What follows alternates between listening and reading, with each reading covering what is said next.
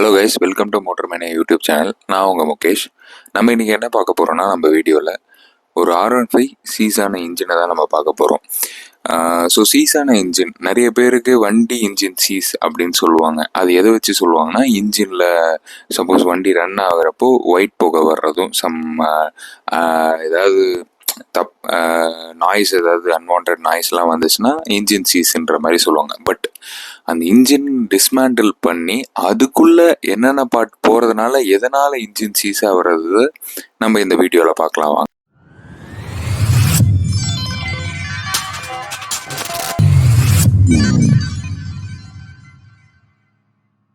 So first remove பண்ணுறது பார்த்தீங்கன்னா, கூலாண்ட் oil பம்பை remove பண்ணுறாங்க. ஸோ கம்ப்ளீட்டாக ரிமூவ் பண்ணிக்கிட்டு இருக்காங்க. ஸோ நம்ம கூலாண்ட் ஆயில் பம்பை ரிமூவ் பண்ணுறதுக்கு பார்த்தீங்கன்னா ஃபைபர் ஹேமர் யூஸ் பண்ணுறாங்க. எதுக்காகனா, இன்ஜின் எதுவும் டேமேஜ் வந்துடக்கூடாது. நம்ம ஸ்டீல் ஹேமர் யூஸ் பண்ணோம்னா கொஞ்சம் டேமேஜ் ஆகும் இல்லையா? ஸோ அந்த மாதிரி எந்த டேமேஜும் ஆகிடக்கூடாதுன்றதுக்காக ஃபைபர் ஹேமர் யூஸ் பண்ணுறாங்க. ஸோ இப்போ பார்த்தீங்கன்னா நம்ம ஃபஸ்ட் இஷ்யூ கண்டுபிடிச்சாச்சு. ஸோ இப்போ கூலண்ட் ஆயில் பம்ப் ஓப்பன் பண்ணாங்க இல்லையா? ஸோ அந்த கூலண்ட் ஆயில் பம்ப் ஓப்பன் பண்ணுறதுல பார்த்தீங்கன்னா ஓரிங்கும் போயிடுச்சு, கூலண்ட் ஆயிலுக்குள்ளே இருக்கிற ஆயில் சீலும் போயிடுச்சு. ஸோ இதனால் என்ன ஆயிடுச்சுன்னா, கூலண்ட் ஆயில் பம்போட ஒர்க்கிங் நின்றுடுச்சு. அதாவது அது வந்து கூலண்ட் ஆயிலில் பம்ப் பண்ணுறது தான் அதோட மெயின் வேலை. ஸோ ரேடியேட்டருக்கு பம்ப் பண்ணி அதை இன்ஜினை கூல் பண்ணுறது தான் அதோட மெயின் வேலை. ஸோ அதோட ஒர்க்கிங் கம்ப்ளீட்டாக ஸ்டாப் பண்ணதுனால இன்ஜின் வந்து சீஸ் ஆகிடுச்சு. ஸோ இதுதான் மெயின் இஷ்யூ. ஸோ இப்போ அதுக்கடுத்து நம்ம என்னென்ன பார்க்க போகிறோம்னா, இந்த இஷ்யூனால அடுத்து என்னென்ன டேமேஜஸ், நமக்கு இன்ஜினில் என்னென்ன டேமேஜ் ஆயிருக்குன்றது தான் பார்க்க போகிறோம். மெயின் காரணம் கண்டுபிடிச்சாச்சு, கூலண்ட் ஆயில் பம்ப்பு தான் இதில் மெயின் காரணம். ஸோ இப்போ நம்ம அடுத்து டிஸ்அசம்பிள் பண்ண போகிறது என்னன்னு பார்த்தீங்கன்னா, மேக்னெட்டிக் கேஸ். எதுக்காகனா, டைமிங் பார்க்குறதுக்காக ரிமூவ் பண்ணுறோம். ஸோ இப்போ இந்த மேக்னெட்டிக் கேஸ் ரிமூவ் பண்ணதில் பார்த்தீங்கன்னா, மேக்னெட்டிக் கேஸ் நல்லா இருக்குது, எந்த இஷ்யூவும் இல்லை. இப்போ வந்து டைமிங் வந்து ப்ராப்பராக ஒர்க் ஆகுதா இல்லையா, அதை எப்படி செக் பண்ணணும் அப்படின்றத நம்ம டெக்னீஷியன் சொல்லுவார். ஸோ அதை நம்ம கேட்போம். மேலே இது மார்க் இருக்குங்களா? ஆமாம், அதுக்கு நேராக இருக்கணும். அதேமாரி உள்ளே இருக்கும். ஆமாம், உள்ளே இருக்கும் மார்க்கு.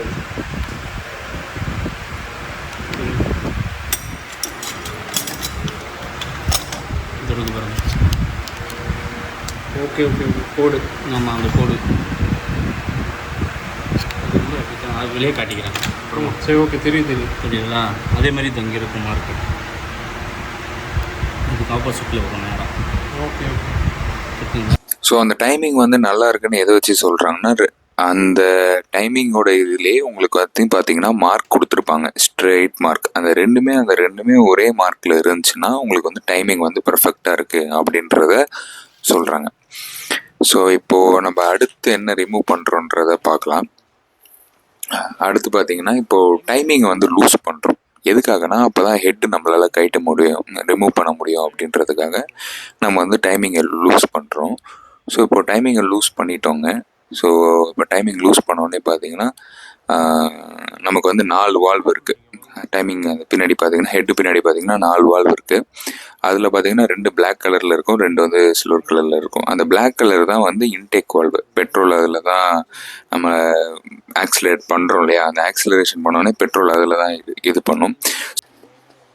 ஸோ இப்போ நம்ம நெக்ஸ்ட் டிஸ்அசம்பிள் பண்ண போகிறது என்னன்னு பார்த்தீங்கன்னா, த்ராட்டில் பாடி. ஸோ அதை நம்ம பார்க்கலாம். ஸோ இந்த த்ராட்டில் பாடி எதுக்கு யூஸ் ஆகுதுன்னா, அதுதான் பைக் ஆக்சிலரேஷன் பண்ணுறதுக்காக யூஸ் ஆகுது. இதில் ஏதாவது ஒன்று டேமேஜ் ஆனாலும் பைக் ஆக்சிலரேஷனில் வந்து பார்த்திங்கன்னா ஒரு டிஸ்கம்ஃபர்ட் இருக்கும், ஒரு அடைப்புன்னுவாங்கள்ல. ஸோ அந்த மாதிரி இருக்கும். இந்த பெட்ரோல்னால் ஒரு அடைப்பு வருமே, அந்த மாதிரி இது ஒரு அடைப்பு இருக்கும். இது ஃபுல்லாக பார்த்திங்கன்னா கம்ப்ளீட்டாக சென்சார்டு. ஸோ இப்போ அடுத்து நம்ம ரிமூவ் பண்ணுறது பார்த்திங்கன்னா ரேக்காம். இந்த ரேக்காம் நல்லா இருக்கா இல்லையா, அது எப்படி செக் பண்ணணுன்றதை நம்ம டெக்னீஷியன் சொல்கிறத கேட்கலாம் வாங்க.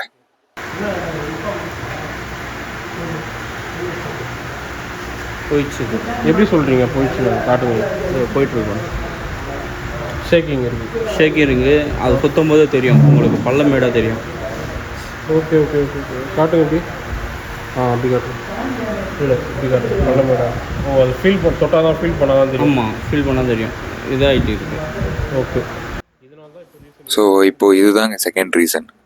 ரேக் ரேமும் டேமேஜ் ஆகிருக்கு.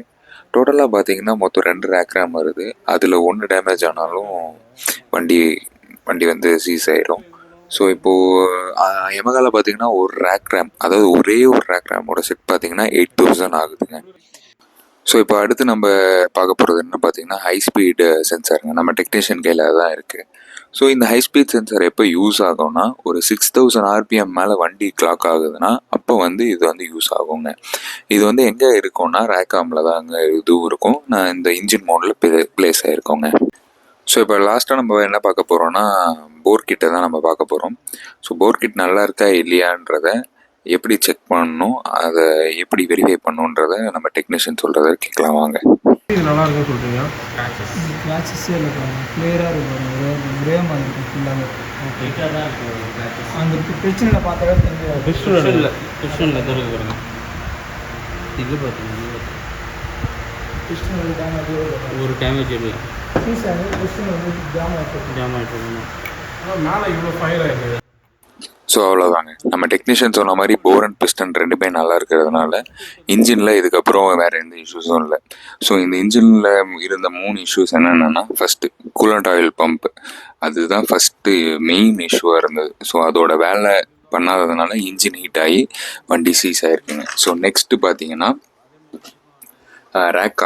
ரேக்காமும் ஒன்று வந்து டேமேஜ் ஆகிருக்கு. அடுத்து பார்த்தீங்கன்னா நம்ம வண்டியில் என்ன இன்டேக் வால்வ் ரெண்டுமே டேமேஜ் ஆகிருக்குங்க. அதுவும் கொஞ்சம் மேடாக இருந்ததுனால அதுவும் டேமேஜ் ஆகிருக்குங்க. ஸோ இந்த இன்ஜின் போனதுக்கு main reason coolant oil pump. So Yamaha engines பொறுத்தவரையில் என்னென்னா, வண்டி இன்ஜின் சீஸ் ஆகிடுச்சுன்னா, இப்போ நல்லா ரொம்ப வருஷமாகவே வண்டி இன்ஜின் சீஸ் ஆகிடுச்சுன்னா வண்டி ஸ்டார்ட் ஆகாதுங்க, கம்ப்ளீட் டெட் ஆகிடும். யமகா தவிர்த்து மிச்ச பிராண்ட் பார்த்தீங்கன்னா ஸ்டார்ட் ஆகும், உங்களுக்கு ஸ்மோக் அதிகமாக ப்ரொடியூஸ் ஆகும், இன்ஜினில் சத்தம் எல்லாமே வரும். பட் யமகா பிராண்ட் பொறுத்த வரையில் உங்களுக்கு வந்து இன்ஜின் வந்து ஸ்டார்ட் ஆகாது, டெட் ஆகிடும். ஸோ இன்ஜின் ஒன்ஸ் டெட் ஆனாலே நீங்கள் வந்து கன்ஃபார்ம் பண்ணலாம் இன்ஜினில் வந்து இன்ஜின் சீஸ் ஆகிறதுக்கான சான்சஸ் ஆகிருக்கு அப்படின்னு சொல்லிட்டு. ஸோ இதுதாங்க இந்த வீடியோ. இதோட இந்த வீடியோ நான் முடிக்கிறேன். So until then it's by from Mukesh. இந்த வீடியோவை பார்க்குறவங்க லைக் பண்ணுங்கள், ஷேர் பண்ணுங்கள், சப்ஸ்கிரைப் பண்ணுங்கள், கமெண்ட் பண்ணுங்கள். தேங்க்யூ.